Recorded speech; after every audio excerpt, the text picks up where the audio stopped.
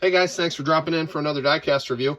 Today's diecast is the 2022 Kurt Busch Throwback, Darlington Throwback paint scheme, thrown back to Bill Elliott's 1996 McDonald's paint scheme. Kurt Busch started 6th in this race, finished 28th, and ran 260 out of the 293 laps.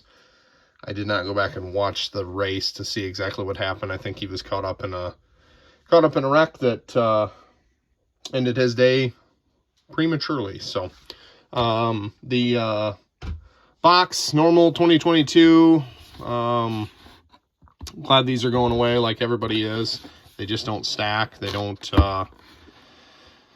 They look okay with the car in them, I guess. I will give them that. If there's only one box sitting here with a car in it, it's kind of cool to see the whole front half of the car. But other than that, these boxes leave a lot to be desired.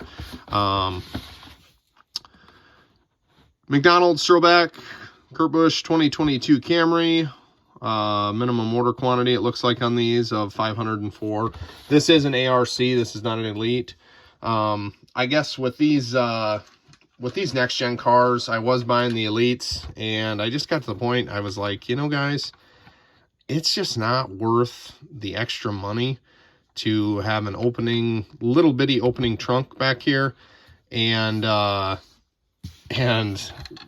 you know, you flip them over, they look the same unless you want to take the Elite apart and pull the bottom, the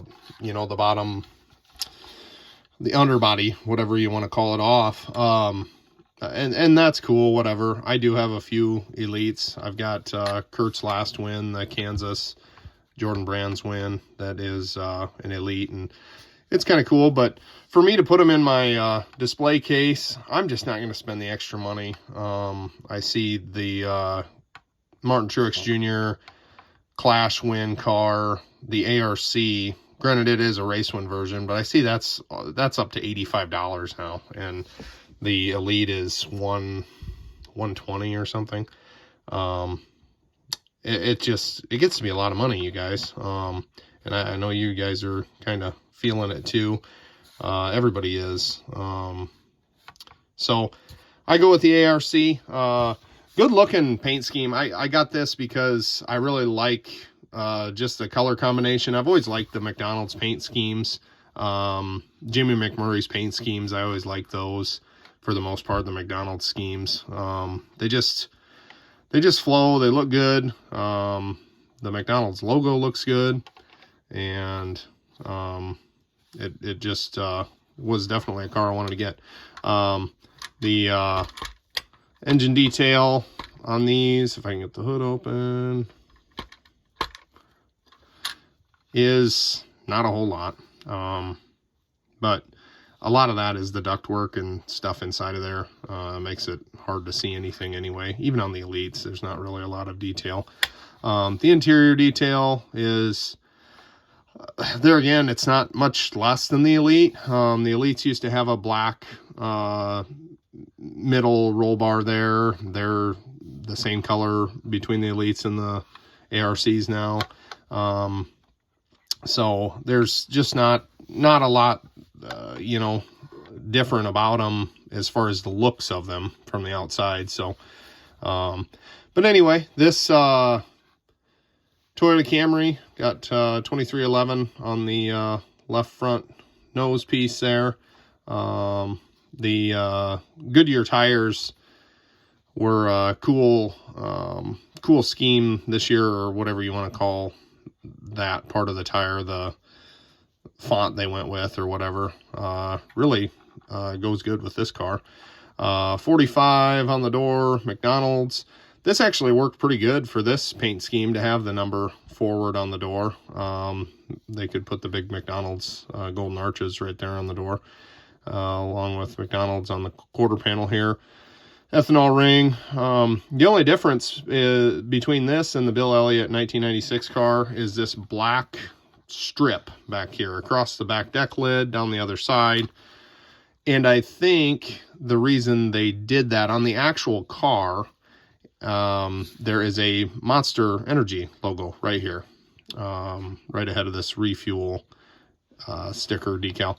And I guess I'm not for sure what goes on. There's a lot of cars that do not have the Monster branding on them, and then there are a lot of Kurt Busch cars that do. So I'm not for sure if that was, you know, on the diecast they had some sort of a clash with McDonald's, since McDonald's has Coke products. I don't know how that works. But anyway, no Monster decal, but the black stripe is obviously there.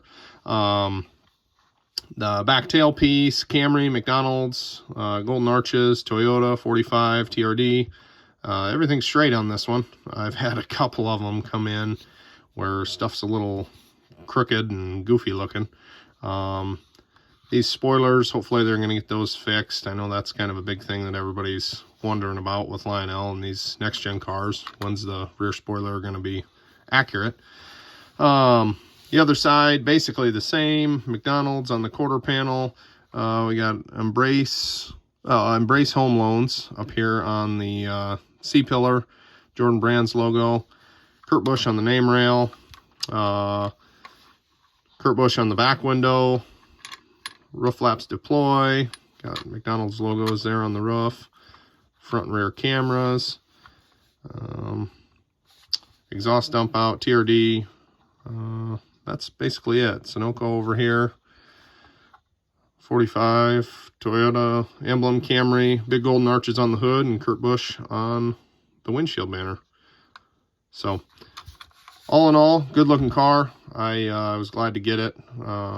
Thought this paint scheme was really cool. I like this, like I said before, like this color combination, and I hate to see Kurt Busch go. He was one of the last guys that, I think he was the last guy that raced with Dale Earnhardt, that was still in the Cup Series. So it's too bad to see his career cut short, but, you know, I always kind of think of it as, you know, a complete career when you win the Daytona 500 and a championship. There's a few other crown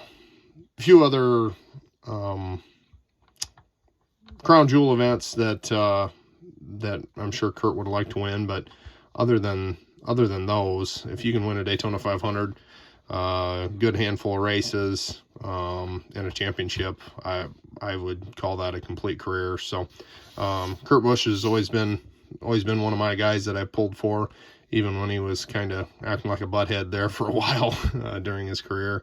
But he went out in as good a way as you could, with, you know, getting hurt. Obviously you don't want to go out that way, but at least he was driving for one of the top teams in the Cup Series as he went out, and had been for quite a while.